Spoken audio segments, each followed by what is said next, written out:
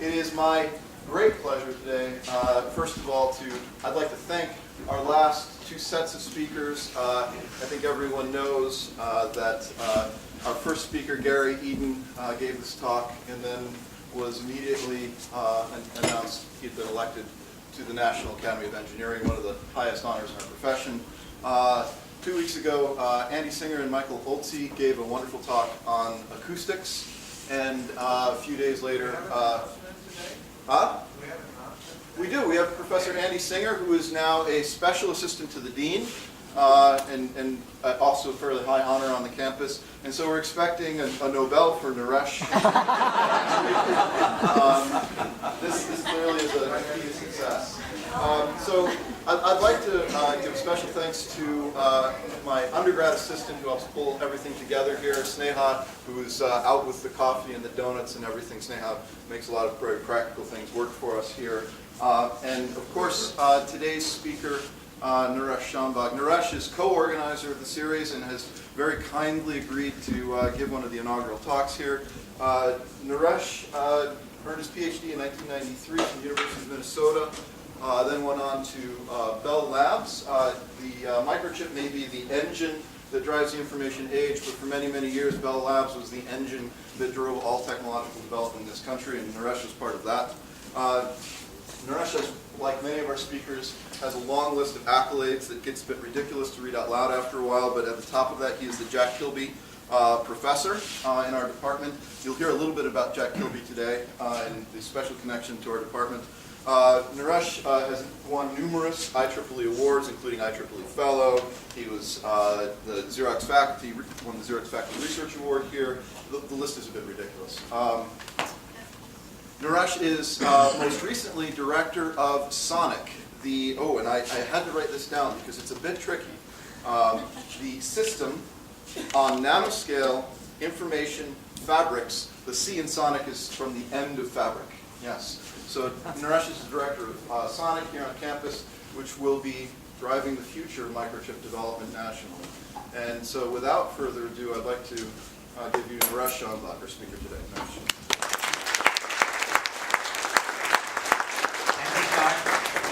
Can everyone hear me at the back? Right. So first I want to thank all of you for coming here on a Saturday morning. I know there are other things you could have done, but you chose to come and listen to this description, this lecture on microchips. I want to thank Scott for organizing this event, even though I am kind of one of the organizers, but it's literally in a name only. Scott does most of the work, so wonderful work, Scott. Today, I want to tell you a little bit about something that's very dear to me. That's the microchip. When I was a student in IIT, that was from 84 to 88, I was in a class, and one of my faculty members said, you know, we are going to talk about something that's emerging in the area of technology called the microchip. And anyone else here, any student who wants to do some more work outside of what they already do in the class, then please come and talk to me. And I said, you know, I should go and take a look. So I went, and we had a group of students who actually started studying about what is an integrated circuit, how do we go about designing an integrated circuit. And because of that professor, and because of that research opportunity I got as an undergrad, I'm here today. I'm working, I made microchip a career for me because of that initial impetus that was provided by my faculty advisor when I was an undergrad in the mid-80s. So that's why in our department, whenever a young undergraduate comes to me and says, I want to do some research, I never say no. I always talk to them, always try to figure out, you know, if there's something that they might be able to contribute. Okay. So what is a microchip? It says here, the microchip is the engine that drives the information age. In simple words, an engine is something you don't actually see. You know, when you drive a car, there's an engine under the hood. You don't actually see it. But when you see the cars around you, you know what's making it move, right? Similarly, the microchip is actually the engine inside your cell phones, your laptops, your cameras. You know, when they work, what makes it work is this microchip. And in this lecture, we will actually open things up and we look at the microchip, we'll see where it sits and what does it do and how does it do things. Okay, so that's the focus of today's discussion. And by the way, I should point out, if any moment you have questions, please raise your hand. I love to be interrupted, right? You can stop the flow, ask questions. Feel free to ask questions.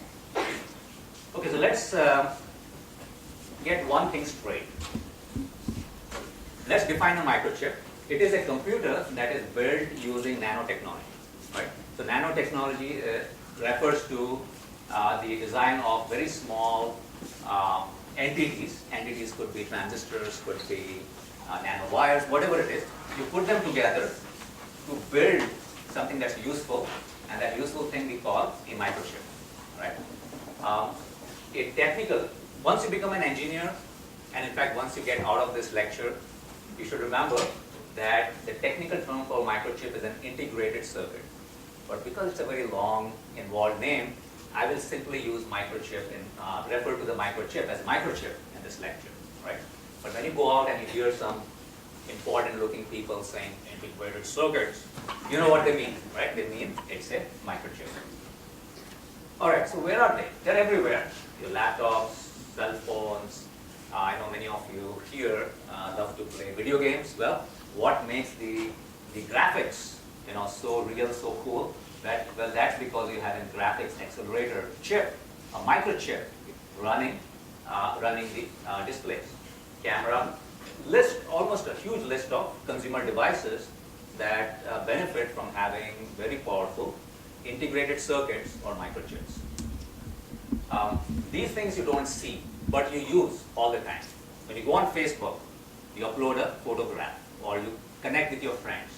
A lot of data is being uploaded by consumers like us. Where is it stored? It is stored in these huge warehouses that are full of server racks. And each server rack is full of microchips. So microchips are storing information, they are processing information, right? And typically a data center will also be very hot. If you go inside, there's a lot of cooling that goes on. But the reason a data center needs its own power plant to drive it is because the microchips are sitting in there consuming energy. Because they're working hard to process information. So we refer to the term to data centers as the cloud. There are many others, defense systems, medical electronics, and so on and so forth. Almost everywhere you look around you, maybe some of you can look inside of you, you might find a microchip. Okay. All right. Now what we're going to do next is we talked a lot about microchips and we said they run things around us, but where exactly is it? So we are going to go on a treasure hunt, right? So I'm going to now start by showing you, let's see.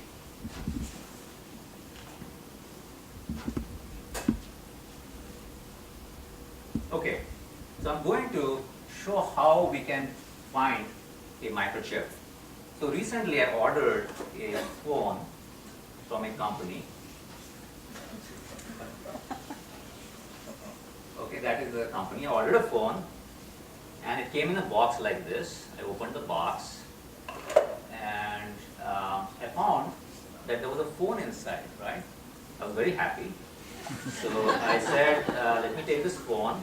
I said, that's good. So this is the casing of the phone. And usually we stop here, right? We just stop here, we start using it, power it on, and do all the stuff, all the nice things, run various apps. But now, in this lecture, ladies and gentlemen, we are going to take one step further, all right? My graduate student here, I should point out, I have two students, my graduate students from my group, who have kindly agreed to help me deliver this lecture, and also one additional student. So Foria, would you mind standing up? I want to acknowledge your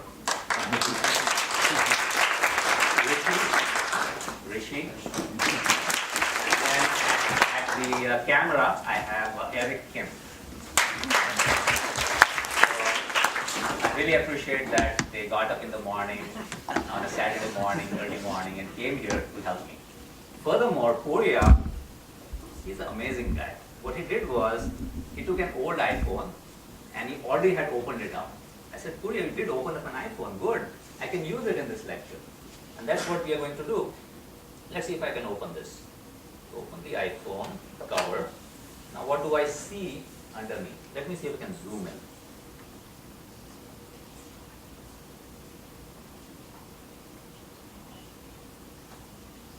Okay, so that's how it looks.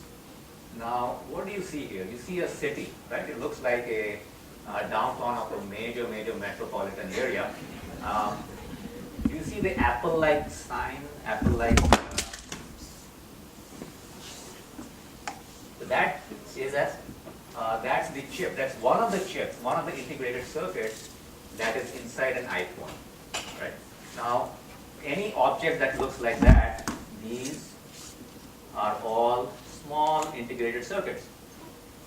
Now, the reason your iPhone has more processing power than, let's say, a huge computer of 10 or 20 years back is because the integrated circuit has enabled us to make the circuit board smaller. So I should explain what is a circuit board. So what is the substrate on which this particular these integrated circuits are mounted? That's called a circuit board. And I believe I have one more. I think this is a much clearer, another example. Right. So that the green substrate, the green stuff on that screen is actually a circuit board, and that is the brains behind that phone. That's the integrated circuit. When you go from one generation of a product to the next, what typically happens is some of these other components that sit around this on the circuit board are taken and put inside the integrated circuit. So that's how you make your phone smaller. Phones, if you remember, I don't know how many of you remember, the older phones used to be big suitcase like it. It used to be as big as a suitcase, right? And then now it has shrunk to a very small handheld unit. How did that happen? It happened because the integrated circuits have become much more powerful. You are able to increase the what we call as functional density of these integrated circuits. Functional density implies the same unit area, I can do more computation. And we'll see that there is a name for this. Does anybody know what the name for this trend is? Moore's Law. Moore's Law, exactly. There you go. So Moore's Law has enabled us to put more and more functions in the same unit area, which is you can pull all of these other extraneous components which are on the circuit board, pack them inside the integrated circuit. So I'm going to pass this around so that you can take a closer look.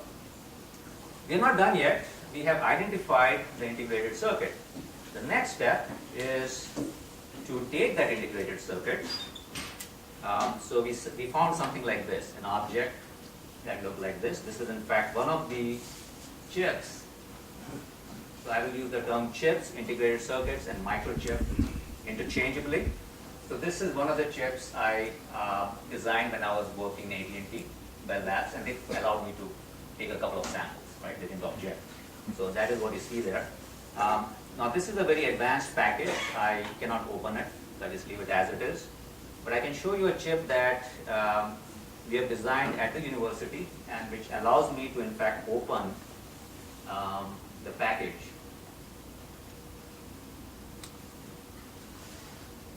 And I've been given a point just to show you the form factor.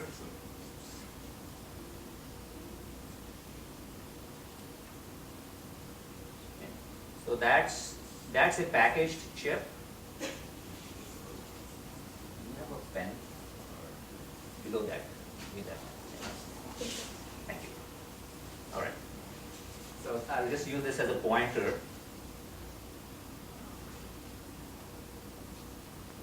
Okay, I'm going to zoom into this particular microchip. Okay, now you can see it clearer. So what you see here, that is the packaging. Right? It is not the microchip. It is just like a cell phone is the casing, and inside the cell phone you say, hey, that's the integrated circuit. Well, what we have found is just the casing of the microchip. This is called package. Inside the package, you see this. The actual microchip is sitting right here. Right? So this rectangular object is a piece of silicon. All the magic in the world happens in that piece of silicon. Right? So when we say integrated circuits microchip, it is actually sitting right there. all the computations, multiplications, additions, storage, any kind of information processing. Your camera, yes. Not to disagree with you, but I would say without software, hardware just sits there and does nothing. That's right. That's right. We have a software. There's always this, tension between the hardware guys and software guys.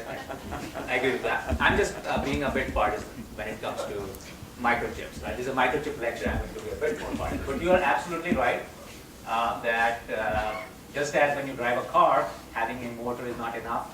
You got to have a driver. You got other systems to make the motor work. Similarly, as this gentleman pointed out, that hardware will just sit there unless you know how to use it. And software is that entity that makes it happen. Fine. I'll keep you honest. Okay, let me show you another chip. This is a Intel Pentium Pro, and it's a very old chip, but fortunately the back side is open, all right? And what I'm going to do is I'm putting it underneath here and show you what an amazing device this is. Okay, so this is also one package, but two chips inside it. So the chip that is at the bottom, the lower one, is the processor chip, right? So it is doing, so the processor chip implements functions. There's a bit of on-chip memory, right? There's a cache on-chip. The one above that is a memory chip. So when you're running an application, let's say Facebook application, right? Then the memory chip, the one that's above, is storing the data. It brings in data, keeps everything ready. And the processor chip then says, okay, I'm ready, send me the data. So it pumps data into the processor chip. The processor chip does its operations, sends the results back to the memory chip, right? So to make a computing system work, you need both storage and you need processing. And they both have to be working together, just like hardware and software, right? Okay, so that's a Intel Pentium Pro integrated circuit. It's really, really amazing how many, what kind of functionality this small device can exhibit. Right, so we identified the integrated circuit, we identified the package. So did we pass around? Okay, so we are going to pass around an opened up integrated circuit. You can take a look. Now, just remember, the piece of silicon is a square, small, rectangular, square piece of material which embodies the intelligence in all our computing devices. Now, I'm going to show you another object from which this object is called a wafer, and this wafer is what is processed, right? This is what comes out of the fabrication houses. So fabrication facilities are factories that produce integrated circuits, but they don't produce it one small chip at a time. They actually have a wafer full of these chips. Each chip is now called a die, D-I-E, and once a wafer is processed, then this die is sawed. Okay, you just saw along these lines and you get these pieces, rectangular pieces, which are then put inside a package, the package I showed you earlier, right? One casing. Then you take that casing, put it on a circuit board, take the circuit board, put a casing around it, and call it a product. Call it a computer, call it a cell phone, whatever you want. So that's a wafer, and in fact I'm going to let you see a wafer up close. Is there a reason why 5 look different? Sorry? So you can put, there's no particular reason. Generally, it depends on who has put their designs on the wafer. So if it is, for example, a product wafer, then they would like to have the same design everywhere. But maybe this one was a test wafer. I'm just guessing. This is not very sure. It's up to you. When you work in a company, you can decide what chips to put. There's no strong reason. There are two different chips, two different functions. Right? So I'm just passing that the wafer along. That is also coming from my days at AT&T. I wish I could claim it was the chip I designed there, but recently when I opened it up and looked at it carefully, I found it is not the one. My colleague Elise Rosenbaum sitting there in the middle. She had borrowed it, and then somehow it changed. And now it's not the same wafer that I think I designed. What did you do, Elise? She lost it. But it is, so that wafer, so that is a 6-inch wafer. The one that you'll be seeing is a 6-inch wafer. That was, those kind of wafers were used maybe about 15 years back, 15 years or so. Today, the size of the wafer is a 12-inch wafer, see, right here. And maybe after the talk, you can all come up and take a look. It's a 12-inch wafer. So you take a stack of these wafers and process it in a fabrication facility. There's so many small dies in there, you saw it, and there's so many products. So if you want to build electronic components in volume, right, sophisticated electronic components in volume, there's nothing that beats integrated circuits, microchips. That's the best way to think of great ideas, put it on a silicon chip, microchip, get it fabricated, and then you rule. Yes? Why 12-inch? Why not 36-inch? You could just produce more. Good question, yes. So they are moving. There are of course physical limitations. So we'll actually look at a video of how the chips are fabricated, wafers are fabricated.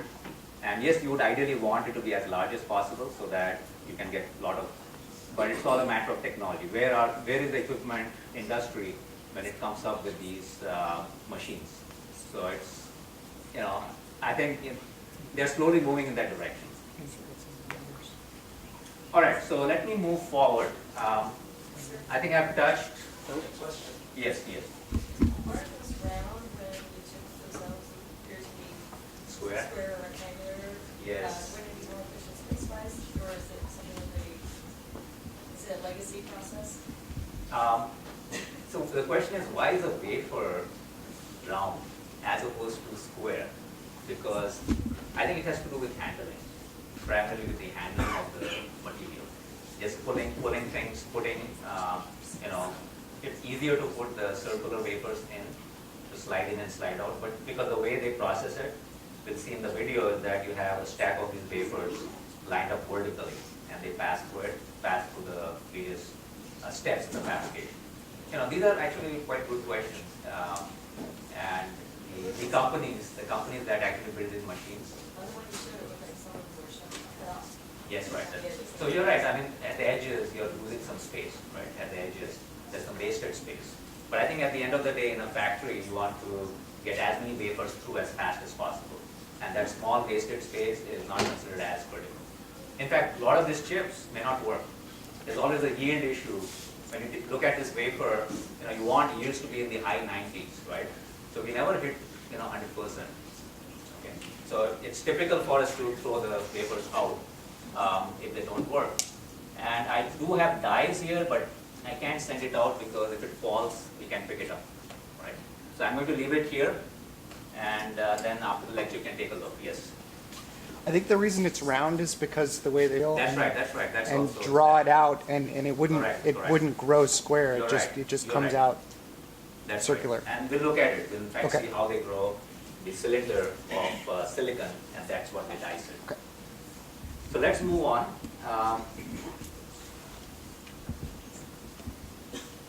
I did the wafer, die, okay. Let's go back. Okay, so we saw that we have electronic products. You opened up an iPhone, inside is the circuit board. We pointed out where the microchips are. That's in fact the circuit board of an iPhone. And then we said that the integrated circuit is packaged. When I open the package, inside is a die. We kind of tried to look at the die, but we couldn't see it very well because this camera isn't very high resolution. But this is how, if you use a microscope, take a photograph through a microscope, this is how it will look. So this is the surface. In fact, when in the wafer, just look at it closely, you'll see some patterns on the silicon. So that's the die. And these are bonding wires, right? So this is how the chip talks to the outside world. So the signals come in, get processed, signals go out. And the processing inside is done with very small voltages, very small currents. And that is the secret of the efficiency of integrated circuits. You could do all of those operations outside. The board will be, I don't know, maybe as big as this room, and the energy consumption will skyrocket. The beauty of the microchip is miniaturization enables energy efficiency, increase in speed, throughput, and also size, form factor of your devices become small. So that's a die. We saw the wafer, and we slice the wafer to get a microchip. Now, what would happen if I could zoom inside the microchip? Then I will see, actually what is shown on the right is a cartoon. You won't see those colors, right? But those colors are what we as designers, so I and my students, when they design chips, we think about where the transistors should go and how to connect those. I use the term transistor, right, without saying what it is, but I'll come to that in a minute. But the layout is a geometric representation of the different devices that sit on silicon.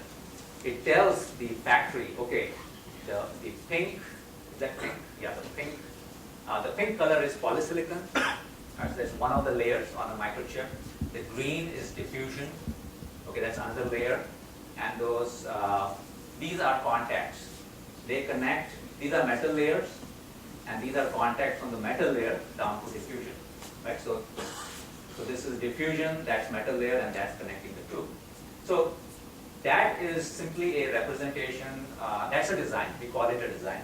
You send it to the factories or foundries, they take that database, and they fabricate the chip for us, they package it, send it back to us, and we test it.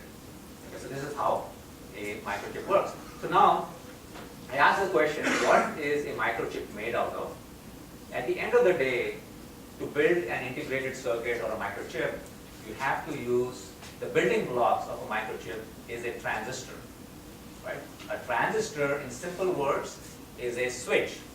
Though to call a transistor a switch is basically taking a human being with a great personality and saying, he's a man. Okay? It just takes away all the great things a transistor can do. But a switch is a very simple way of describing what the transistor is capable of. What does it really do in most of our circuits? All right, so what we'll do next, and so once you put this layout together, you build chips. That's for the chip layout on the left. These are both chips that students in my group designed not too long ago. So one is in a 45 nanometer process on the left. It is an ECG chip. It's a chip that takes ECG signals and then classifies it as normal or abnormal. The one on the right is an A to D converted chip. So that's a chip that would be used in communication links, for example, in your cell phones. All right, I'm going to spend a few minutes discussing the invention of the transistor and the microchip. And I'm really excited about this part of the talk because you'll see that our department, the Department of Electrical and Computer Engineering here at UO5, has a very, very key integral role in the transistor and in the integrated circuit, in the sense that the main individual, the key individuals who designed, who discovered the transistor, the key individual who discovered the integrated circuit, the microchip, both had very strong relationship with our department. So the first computer, the ENIAC, the first electronic computer, there were mechanical computers before. This was in 1946. Big room full of vacuum tubes, right? And you have to literally go, human operator had to go and program it, pulling out connections, connecting them together. Consumed a lot of power with very limited functionality. This is, I think, in the University of Pennsylvania, where they still have the prototype, the original prototype of ENIAC is still there. And so in the 40s, AT&T Bell Labs, where I used to work, but not in the 40s. AT&T Bell Labs was very interested in transmitting signals from the East Coast to the West Coast. Their goal in life was to enable two human beings to talk to each other as if they are face-to-face and in a very cost-effective manner. That was a very simple mission that the director of Bell Labs gave to all new engineers who came into Bell Labs. And they knew that if they had to build these long distance voice connections, then they needed some way of amplifying voice signals. So if I speak into a phone, the voice dies after some time, after some length, it will become very small. So I need to boost it up. And the one way to boost it up is to use vacuum tubes. But a vacuum tube is very power hungry and it is very fragile. It's very difficult to build reliable vacuum tubes. And they blow up very easily, right? So they didn't like this idea of using vacuum tubes in a voice network that's supposed to be very reliable. So there was a race on in the United States, both in the universities as well as in the industrial labs, to discover the first solid state switch, solid state amplifier. And the transistor, the first transistor was discovered in 1948 by three gentlemen, John Bardeen, Walter Brattain, and William Shockley, right? And out of this, you notice that John Bardeen's photograph is a little bit larger than the others. Does anybody know why? He was a professor here when I was here. You got it. You absolutely are right. You're always right. There you go. So the UFI physics and ECE faculty from 51 to 91. In fact, this building is a little bit of a shrine. It's a shrine when it comes to semiconductor technology. If you walk out this room and go to the right, the last room on your left, you'll see a small plaque that says, this is the room where the world's first transistor physics course was taught by John Bardeen. Okay? So it's really, really, you're in the right place when you're listening to Microchips because it is really the place where things, in a sense, started. At least the educational part of this effort started. Having said that, the transistor was invented in Bell Labs. Later, the transistor is a discrete component, right? I think I have a discrete transistor somewhere here. Okay, so that, you don't have to look at it, but it's a very small device, but it is not small enough. This is one switch, right? This is one switch. It's not small enough. If I need a billion of these switches, imagine I still need a lot of area, right? So before, once the transistor was invented, the transistor was used as discrete elements. A lot of the companies started using those to build their electronic systems. But everybody knew the first person who comes out with a way of integrating these transistors onto one substrate will be a winner. And the race was on again. And Jack Kilby, who won, by the way, I forgot to mention that the previous three, the inventors of the transistor all got a Nobel Prize, right? I forgot to mention that. The inventor of the integrated circuit was Jack Kilby. In fact, he and Robert Noyce more or less came up with the idea of the integrated circuit. Jack Kilby demonstrated that at Texas Instruments. He was working in TI, and he built the very first IC in 1958. So 48 transistor, 58 he got integrated circuit. And again, why did I make this photograph a little larger? No. But Jack Kilby is the one that Scott was mentioning earlier. Does anybody know why I like Jack Kilby? Because he was an alum of our department. In 1947, he received his bachelor's. And in fact, I did have an occasion to meet with Jack when I first came to Illinois in 95. So that integrated circuit revolutionized the world of electronics. After his, yes? Mr. Sharma, Yes. were you invested as the Jack S. Kilby Professor of Electrical Engineering last year? Indeed. Yes. So for me, it's a great honor. I really appreciate the department here for investing me as the first Jack Kilby Professor of ECE. But I'm humbled by that honor. But anyway, the integrated circuit is what this lecture is about. This is the microchip. This is the first microchip. Now what happens? Now the industry gets together and says, you know what, let's try to build as complex systems as we can using integrated circuits. The race is on. Everybody wants to build the first, the largest, the biggest, the more complex electronic component on an IC, because once you put it on an IC, things become smaller, form factors improve. Gordon Moore, at that time, made an observation. He said, Moore's law, right? This is Moore's law. He made the observation that the number of transistors double every 24 months. Okay, that was an observation. But I can tell you, it really gripped the imagination of the entire semiconductor industry, in the sense that everybody took this as a law. It is like, if I don't do it, my competitor will. Okay? And so it became a self-fulfilling prophecy to this day. To this day, the semiconductor industry is trying to ride Moore's law.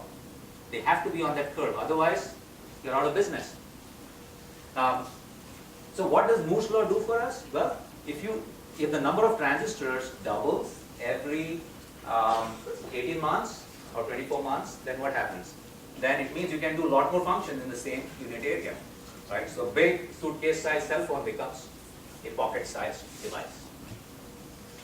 All right, and there's a graph. This is the paper he published in 1965, Gordon Moore, and that has really driven industries ever since. The first Intel, then Gordon Moore was a founder, co-founder of Intel Corporation. Everybody knows Intel Inside. And this is the first microprocessor they came up with in 1971. It has a very measly 2,300 transistors. Today that number is over a billion. Okay, over a billion. The transistor size was 10 microns, and it looks like, well, it's 1/10 of the width of a human hair, and that is pretty small. But today, 1,000, right? We are in the nanometer regime. Operating speed, 1 megahertz, meaning 1 million cycles per second. Seems very large. Today we are in 3 billion cycles per second. 3 orders of magnitude increase in the, and that's shown here. In some senses, this one captures. This is in 2004. It was still 178 million. Today it's over a billion. The clock frequency, in fact, hasn't gone up that much. In mid 2000 time frame, the industry found that if you make that 3.6 gigahertz any higher than, let's say, 5 or 6, the power consumption, power densities become so high that it's very hard to build a laptop. The laptop become too high.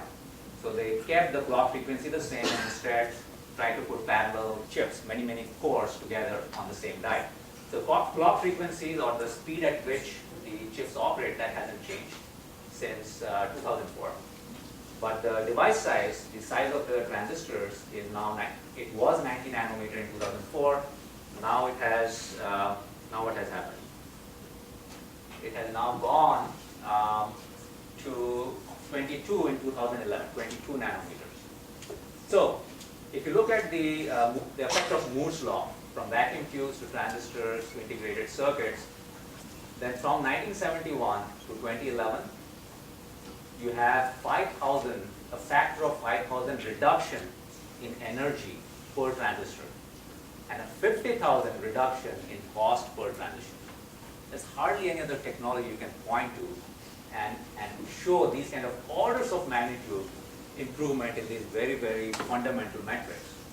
And the reason, the key reason is that the transistors have shrunk from the 90 nanometer size all the way to 22.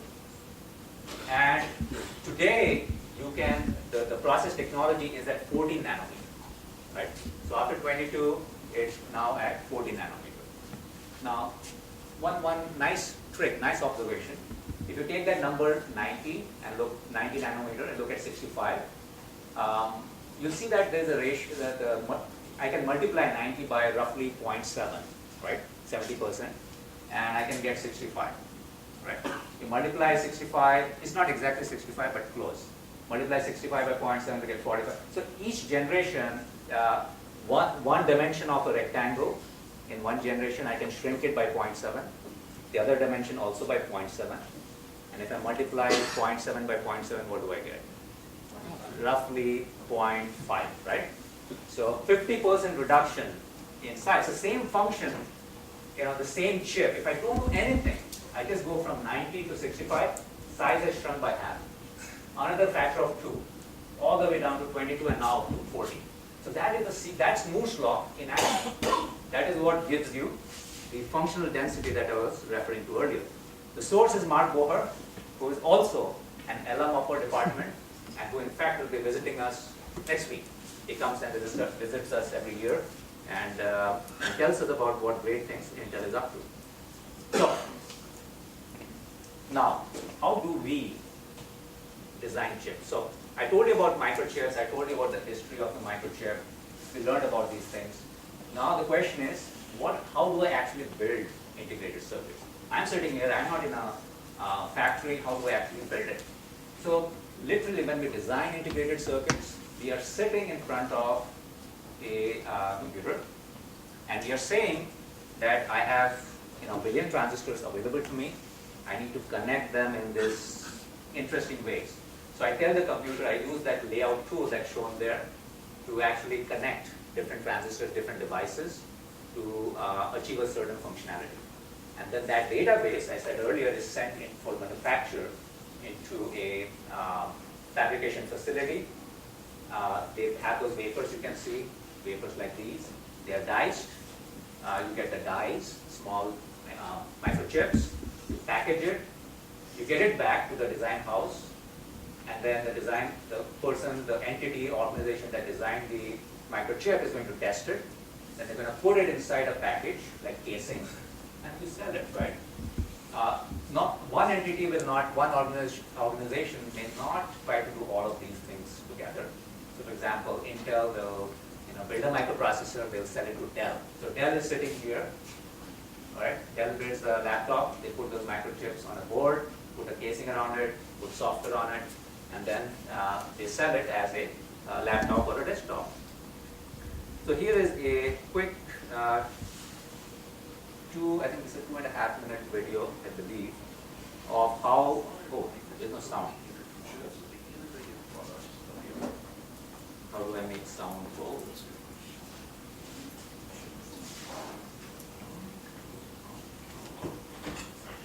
Maybe the sound here. Nice.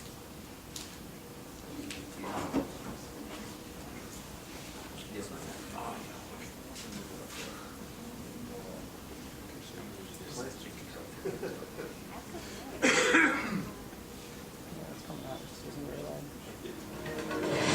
Thank you.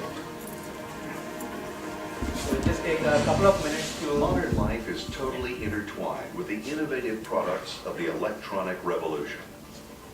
But just what are the powerful engines that enable these products to work? We find them hidden in small packages, attached to circuit boards. They are microchips, made on tiny pieces of semiconducting materials, usually silicon. A chip can contain many millions of miniature electronic devices, all wired together to form an integrated circuit. State-of-the-art chips contain billions of components. But what exactly are integrated circuits? And how are they made? Making the microchip at the Limits 3 will answer these questions and reveal a manufacturing process that pushes the limits of technology, just as it will push your imagination.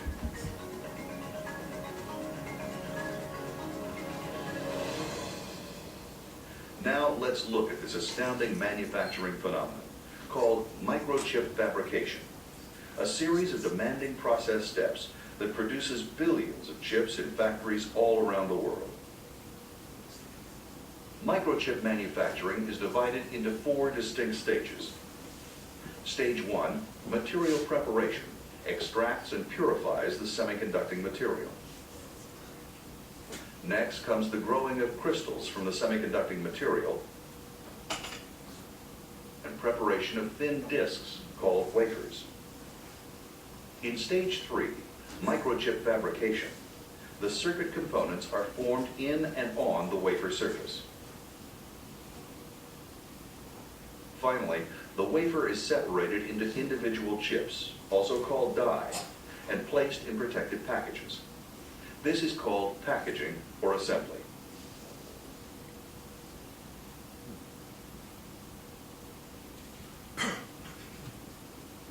Because microchips are extremely sensitive to incredibly small amounts of contaminants, a necessary first step in wafer fabrication is the design and construction of a clean room, which exceeds the cleanliness of a hospital operating room.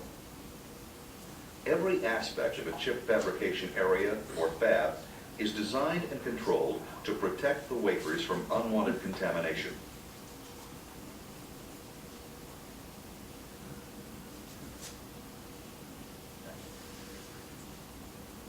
Okay, I think that's it.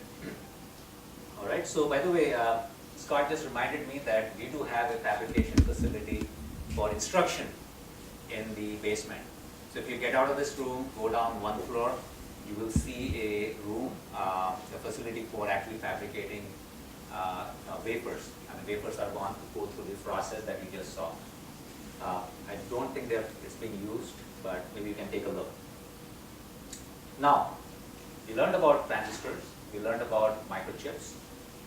Question is, how do we build a very simple computer using transistors? So let's talk about a transistor first.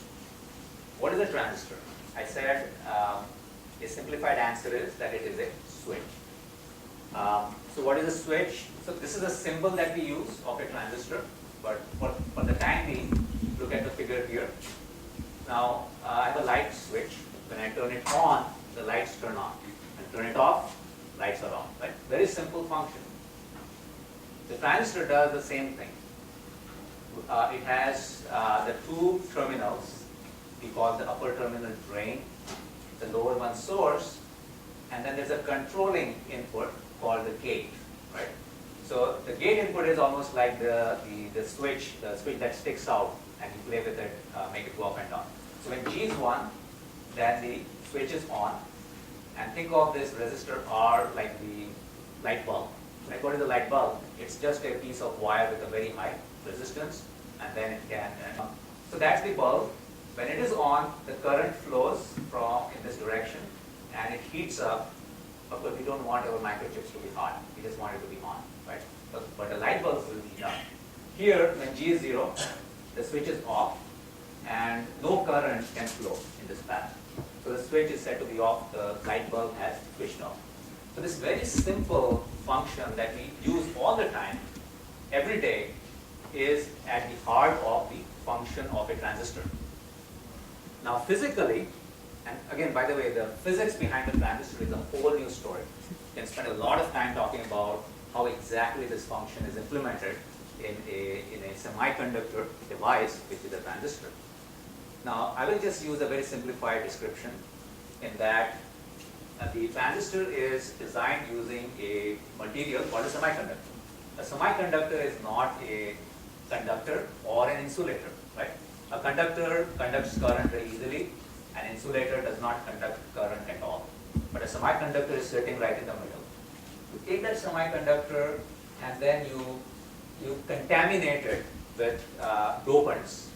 And that gives you two kinds of material, a P-type and an N-type. I put N plus there. Right? So an N plus material is a semiconductor material that, think about it as is electron rich. Right? A P-type material is depleted with electrons, but it is full of holes.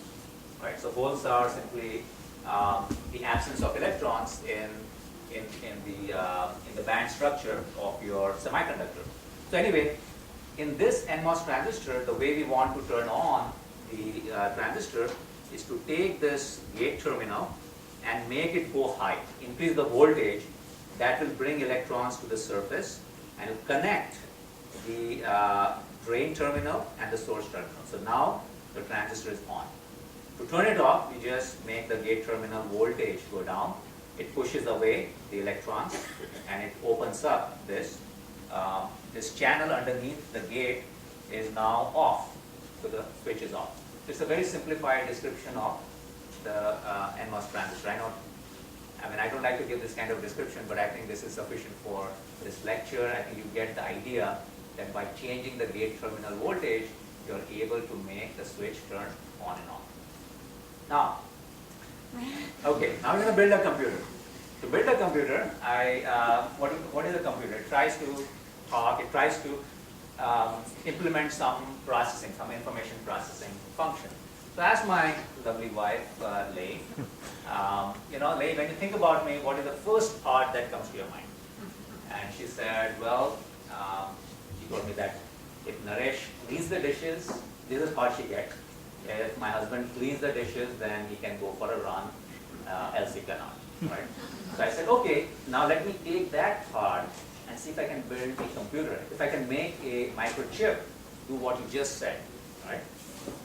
So now, the first step in taking this, this thought is to define what are known as binary variables. Okay, so I define one binary variable, x. When x is 0, I say that means N, Naresh, cleans dishes. When it is 1, it means Naresh does not clean dishes.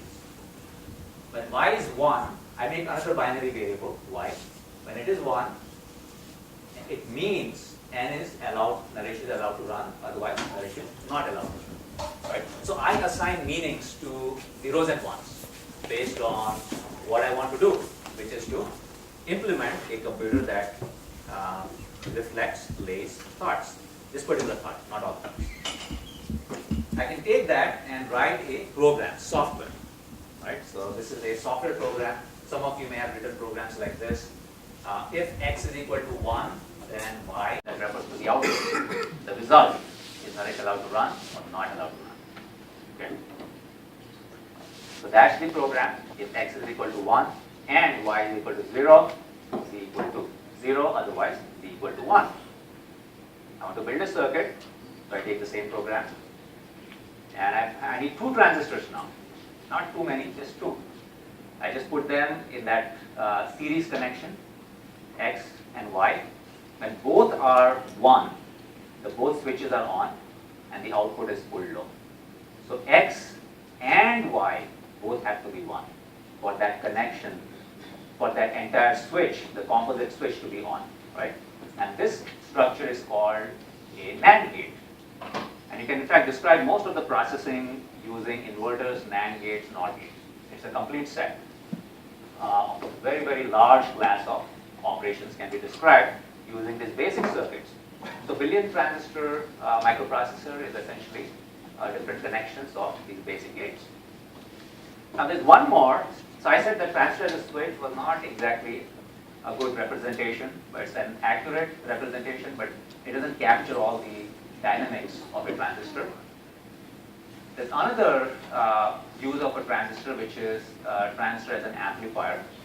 And because we are a little bit running out of time, I'm going to just tell you how the amplifier works.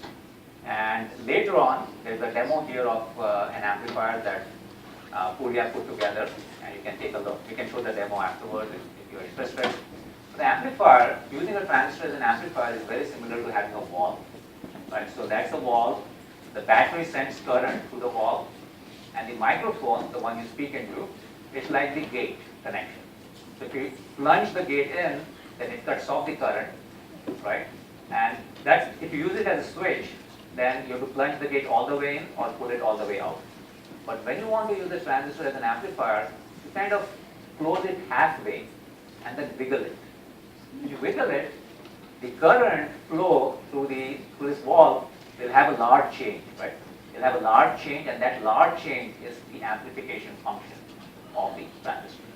So you can use the same device, no difference, either as a switch by turning it off completely or turning it on completely, or you can use it as an amplifier, right? I find that really amazing, that one device can do these two very different functions. There's also a third function called an oscillator. You can build a transistor oscillator using another principle. Okay. What I'm going to do now is I wanted to share a few chips that we had come up with, but I think I'm going to talk about it maybe offline if you're interested. These are some of the chips that I and my students have designed over the years. Maybe I'll choose one. This is because this is a chip that I worked on with my good friend and colleague Andy Singer. This is a company we started in 2000 called Inter-Symbol Communications. This gives an example of what microchips can do. So when we started the company, we said, let's look at a compelling problem facing some industrial sector. So we focused on optical networks. We said, well, internet data, traffic is sent over optical backbones, right? So that backbone, you and I don't see it, but it's made out of fiber and it connects large cities together, or it's a ring around a city. And it turned out that in 2000 time frame, the industry was migrating from 2.5 gigabit per second to 10 gigabit per second. They're having lots of difficulty because the ones and zeros that appeared that were sent on the transmit side became totally corrupted. The receive side, you could not detect the ones and zeros. So we said, let's put our combined expertise together, come up with an algorithm. The block diagram you see here says, well, I have to build an A to D converter, a path finder, path selector, channel estimate. These are the functional blocks I need to build using integrated circuits. And then we built two integrated circuits. One is an analog chip in silicon germanium. The other one is a digital chip in CMOS. And we put it inside one package, similar to what you saw Pentium Pro do many years ago. And this is the product. You put a package around it, and that's the product you sell from the company. So this is another chip that came out of Micro, an ECG processor, which, as I said earlier, tries to determine, takes measurements and then tries to determine, classify the signal as either abnormal or normal. The future, where are we going? This is the last section of my talk, just a few more minutes. Internet, let's look at the internet. Internet is a network that connects all our devices, electronic devices today, right? Any device you build today, if they're connected, if the network, the value goes up exponentially. Now today there's also talk of an internet of things. Why just computers, right? You can take anything, any object around you, maybe it's your car, maybe it's your microwave oven. You can put a chip inside and make it talk to the internet. In fact, you might have chips measuring your physiological signals and make those talk to the internet. So there is a notion of something called Internet of Things, and companies are working to bring more and more components around us, more and more devices around us, and connect them together into this structure. This is called shared intelligence. Now it turns out that if all of us are connected to the internet, we have to send a lot of traffic, right? We'll all be talking to each other. These links that you see here will get clogged. And in fact, we are reaching kind of a limit, right? Shannon's limit is being approached for a lot of these links. So the other model of the future is to build devices that have native intelligence built in. That is, you don't have to send your data somewhere else in the data center to do the number crunching. If you can do number crunching locally, that would be fine. So as an example, Siri, voice recognition software. If your phone is not connected to the internet, that Siri is not going to work because the voice recognition software needs a lot of compute power, and and it's in fact resident in the cloud, in the remote site. Now that's relying on the cloud for intelligence. Here, the future is for us to say, well, let's build these local devices to be much more powerful, give them, decision-making capabilities. Right? So today, why can't we do it today? It's because intelligence costs a lot of energy. If you remember, there was a Jeopardy competition a long time ago in 2011 where Ken Jennings lost to Watson, right? But nobody said how much power Ken Jennings' brain consumed versus Watson. Watson was a 85 kilowatt machine, and Ken's brain was about a 20 watt machine, right? So there's about 3 orders of magnitude difference between the two. Today when we build computers and we try to make them intelligent, the first price we pay is energy consumption. And that energy consumption is just too huge. We want to change it. So, one way to change it is to use Moore's law. But Moore's law has slowed down. In fact, there's a feeling that it might stop. And if it stops, that's the end of it, right? The industry is going to say, no, that's an existential threat. We don't know what to do if Moore's law stops. We have been relying on scaling for so many years. What shall we do? So In fact, the roadmap beyond 7 nanometers is murky. You talk to anybody in the industry today, they know what to do at 14, maybe at 10, beyond 7, all bets are off.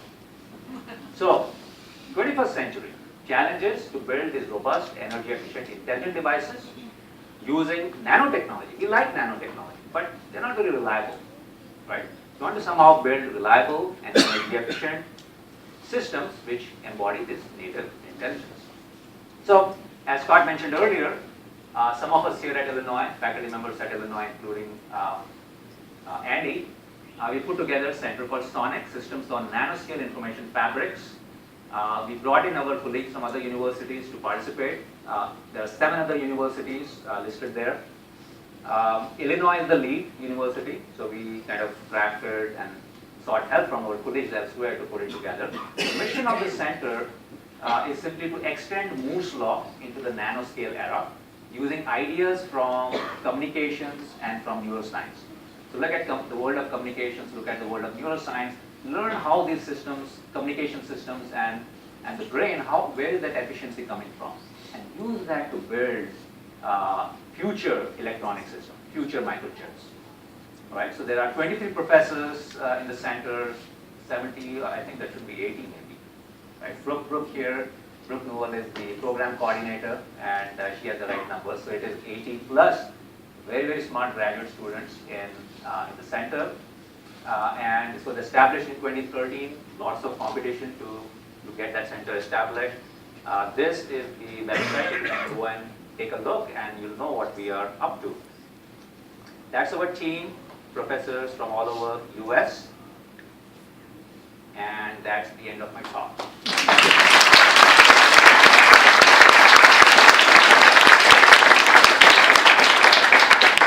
So, are there questions for Naresh?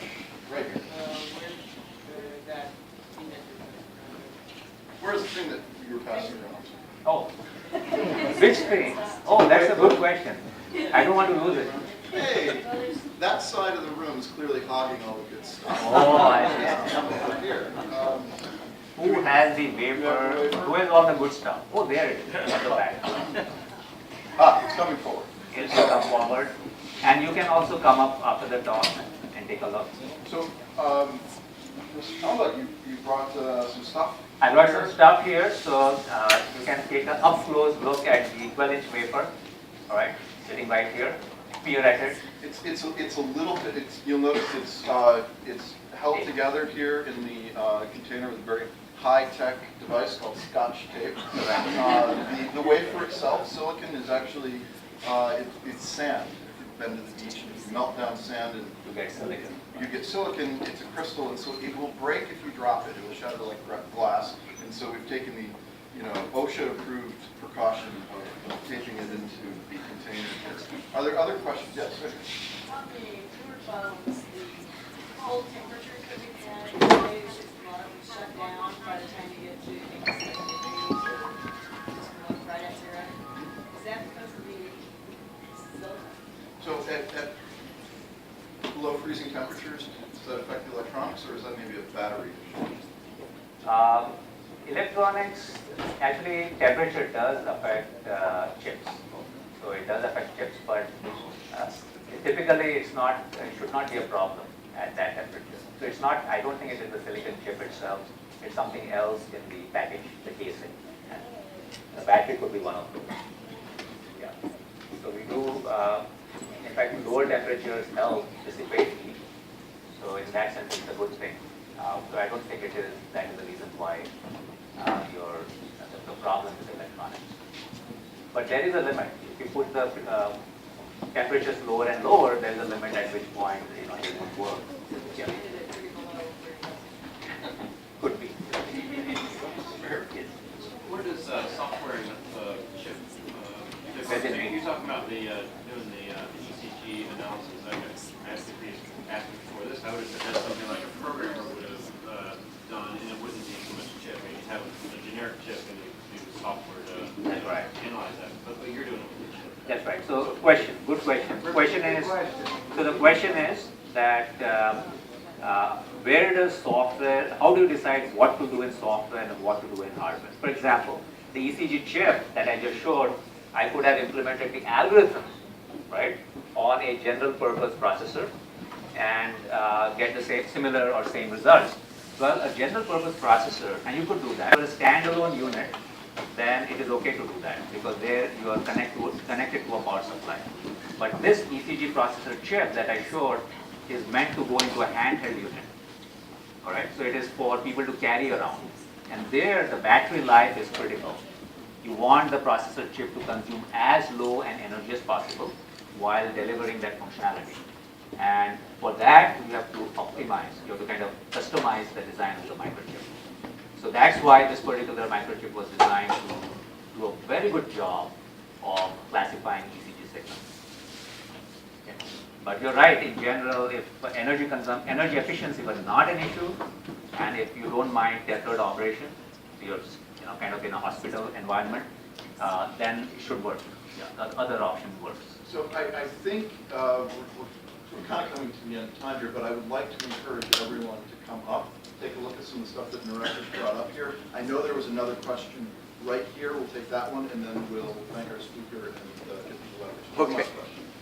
As a stockholder in Intel, I've been kind of disappointed in the last few years. They cannot convert to chips that use less power somehow. And that's their problem. And why, I guess my question is, why can't they do that? I'll tell you why. It's because until now, they did not fund Sonic Center. Now they are. So the center I talked about is actually, Intel is a big sponsor of our center. And in fact, they're funding us exactly for this reason, because they don't know how to do it.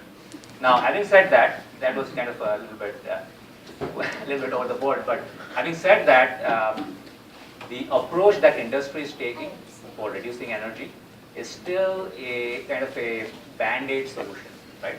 So they don't want to make major changes to the way they design computing systems. Von Neumann architecture is the culprit, in my view. The von Neumann architecture was handed down to us in 1945. And all the computer chips that Intel or AMD or Texas Instruments, whoever, whatever computer chips they build, they use von Neumann architecture. We in the center say that that's not the way to go forward. If you want energy efficiency, you got to look at alternative models of computation, and that's why I said Shannon-inspired or brain-inspired approaches need to be brought into play. So power consumption is a big deal. You're absolutely right, and it's the showstopper in many applications. And so there's a lot of interest in the Department of Defense and from industry to explore these novel approaches for energy efficiency. But Intel is a good company. They are very generous with funding university research. They have in fact worked with us over the years. They have very solid engineers. Because it's a large company, they may not be as nimble in many areas. But other than that, I think it's a great technology company. Well, let's thank Sean.